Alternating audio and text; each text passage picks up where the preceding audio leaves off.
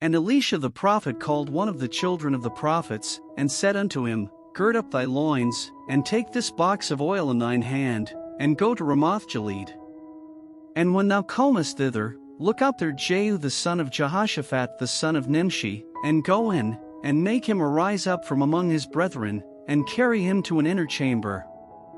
Then take the box of oil, and pour it on his head, and say, Thus saith the Lord, I have anointed thee king over Israel.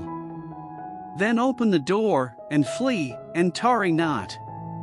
So the young man, even the young man the prophet, went to Ramoth-Gilead. And when he came, behold, the captains of the host were sitting, and he said, I have an errand to thee, O captain. And Jehu said, Unto which of all us? And he said, To thee, O captain. And he arose, and went into the house, and he poured the oil on his head, and said unto him, Thus saith the Lord God of Israel, I have anointed thee king over the people of the Lord, even over Israel. And thou shalt smite the house of Ahab thy master, that I may avenge the blood of my servants the prophets, and the blood of all the servants of the Lord, at the hand of Jezebel. For the whole house of Ahab shall perish, and I will cut off from Ahab him that pisseth against the wall, and him that is shut up and left in Israel. And I will make the house of Ahab like the house of Jeroboam the son of Nebat, and like the house of Baasha the son of Ahijah. And the dog shall eat Jezebel in the portion of Jezreel, and there shall be none to bury her. And he opened the door, and fled. Then Jehu came forth to the servants of his lord, and one said unto him, Is all well? Wherefore came this mad fellow to thee? And he said unto them, Ye know the man, and his communication. And they said, It is false, tell us now. And he said, Thus and thus spake he to me, saying, Thus saith the Lord, I have anointed thee king over Israel. Then they hasted, and took every man his garment, and put it under him on the top of the stairs, and blew with trumpets, saying, Jehu is king. So Jehu the son of Jehoshaphat the son of Nimshi conspired against Joram. Now Joram had kept Ramoth-Gilead, he and all Israel, because of Hazael king of Syria.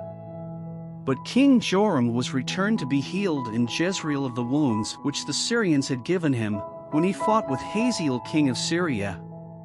And Jehu said, If it be your minds, then let none go forth nor escape out of the city to go to tell it in Jezreel. So Jehu rode in a chariot, and went to Jezreel, for Joram lay there. And Ahaziah king of Judah was come down to see Joram. And there stood a watchman on the tower in Jezreel, and he spied the company of Jehu as he came, and said, I see a company. And Joram said, Take an horseman, and send to meet them, and let him say, Is it peace? So there went one on horseback to meet him, and said, Thus saith the king, Is it peace? And Jehu said, What hast thou to do with peace?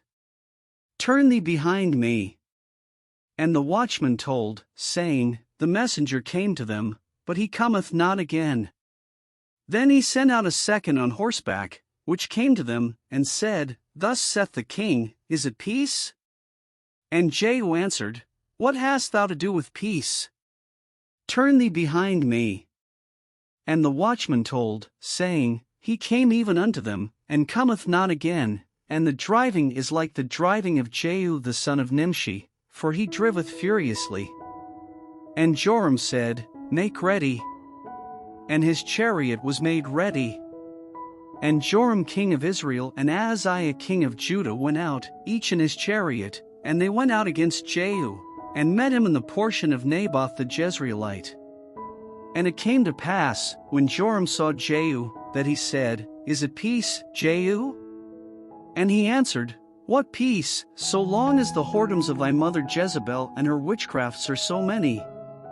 And Joram turned his hands, and fled, and said to Ahaziah, There is treachery, O Ahaziah. And Jehu drew a bow with his full strength, and smote Jehoram between his arms, and the arrow went out at his heart, and he sunk down in his chariot.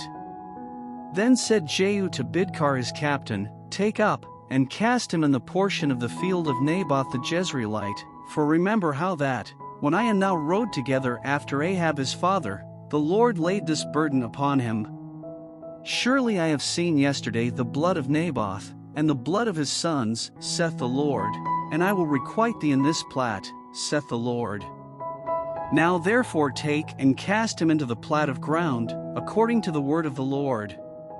But when Ahaziah the king of Judah saw this, he fled by the way of the garden house. And Jehu followed after him, and said, Smite him also in the chariot. And they did so at the going up to Gur, which is by Ibleam. And he fled to Megiddo, and died there. And his servants carried him in a chariot to Jerusalem, and buried him in his sepulchre with his fathers in the city of David.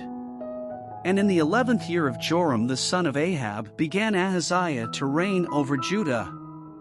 And when Jehu was come to Jezreel, Jezebel heard of it, and she painted her face, and tired her head, and looked out at a window. And as Jehu entered in at the gate, she said, Had Zimri peace, who slew his master? And he lifted up his face to the window, and said, Who is on my side? Who? And there looked out to him 2 or 3 eunuchs.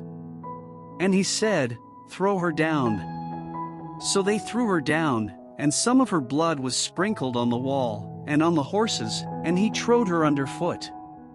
And when he was come in, he did eat and drink, and said, Go, see now this cursed woman, and bury her, for she is a king's daughter. And they went to bury her, but they found no more of her than the skull, and the feet, and the palms of her hands. Wherefore they came again, and told him. And he said, This is the word of the Lord, which he spake by his servant Elijah the Tishbite, saying, In the portion of Jezreel shall dogs eat the flesh of Jezebel. And the carcass of Jezebel shall be as dung upon the face of the field in the portion of Jezreel, so that they shall not say, This is Jezebel.